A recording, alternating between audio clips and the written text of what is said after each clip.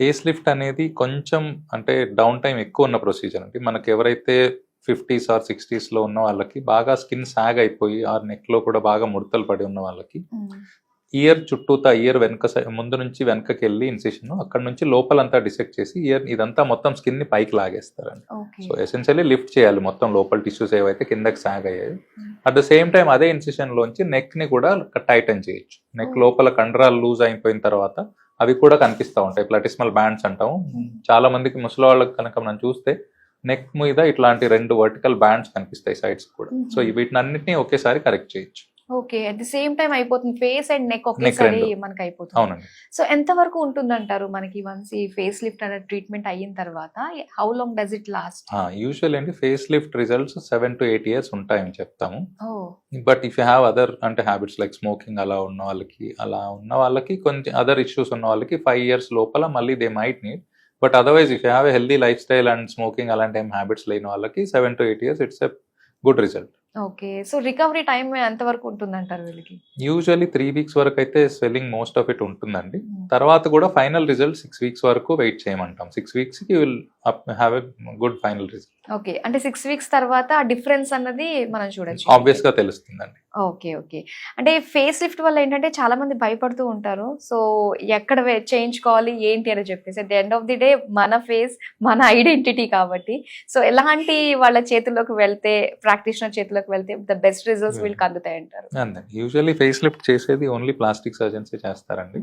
So any senior plastic surgeon or any trained plastic surgeon enquiry చేసుకునేటప్పుడు or if you're planning for face lift, మీరు ఒకవేళ అనుకుంటే face lift చేయించుకోవాలని, the ideal thing to do is మీ చుట్టుపక్కల ఎవరైతే train అయ్యి ఉన్నారో దాని గురించి ఆర్ మీకు మంచి ఎక్స్పీరియన్స్ ఉన్న ప్లాస్టిక్ సర్జన్ ఎవరైనా మంచి రిజల్ట్ ఇవ్వగలరండి. Okay, so coming to rhinoplasty అండి. సో ఈ మధ్య చాలా మంది చేయించుకుంటున్నారు, హియర్ అండ్ ఆఫ్టర్ మనం వింటూనే ఉంటున్నాం, ఎస్ నోస్ సర్జరీ చేయించుకున్నాము అని చెప్పేసి.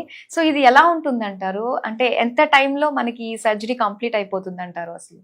రైనోప్లాస్టీ యూజువల్లీ కంప్లీట్ రైనోప్లాస్టీ అంటే ఒకవేళ మొత్తం షేప్ అంతా మార్చాలి అలా అనుకుంటే యూజువల్లీ 2.5 to 3 hours పడుతుందండి. ఓకే, సో సింపుల్, కొందరికి టిప్ మాత్రమే కరెక్షన్ కావాలి, అలాంటి వాటికి ఒక 1 hour లోపల కూడా అయిపోతుంది. సో డిపెండ్స్ ఆన్ ఎంత చేంజ్ కావాలి మీకు నోస్ లో అనేది. సో దాన్ని బట్టి ప్రొసీజర్ టైం ఉంటుందండి. బట్ యూజువల్లీ మాక్సిమం ఏదైనా చేసేది ఉన్నా కూడా నోస్ షేప్ అంతా మార్చడానికి కూడా 3 hours యూజువల్ గా సరిపోయే time.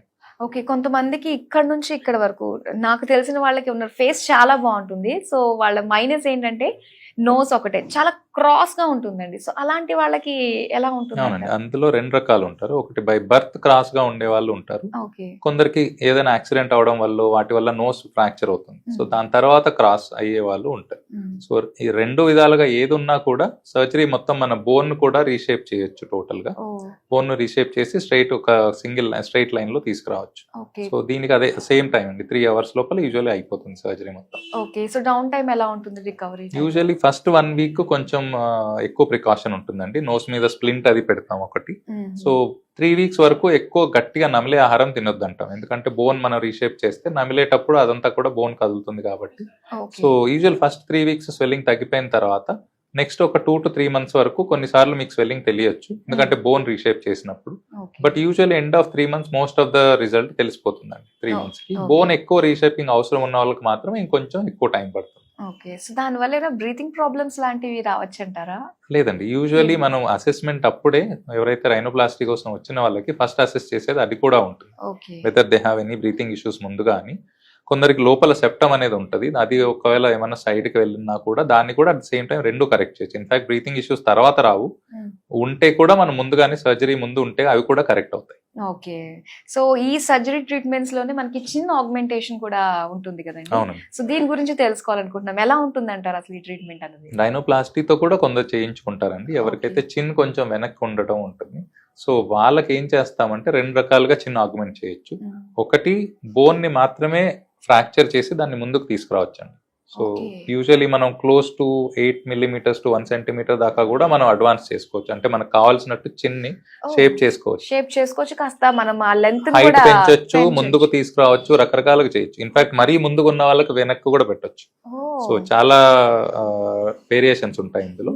The other technique is simpler, which is implant పెట్టడం అంటాం. సిలికాన్ ఇంప్లాంట్ ఎలా అయితే బ్రెస్ట్ ఇంప్లాంట్స్ వాడతామో అలానే దీనికి కూడా పెట్టొచ్చు.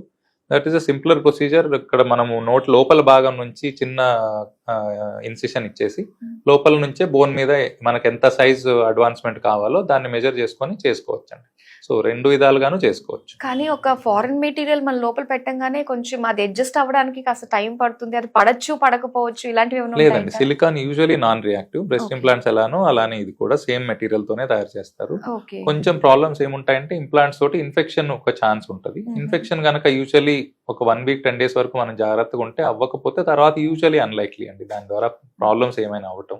Okay. So implants actually simpler procedure. Mhm. మనకు ఒకవేళ పర్మనెంట్ గా ఉండాలి, మన బోన్ తోటి రీస్ట్రక్చర్ చేసుకోవాలంటే that is also a good procedure.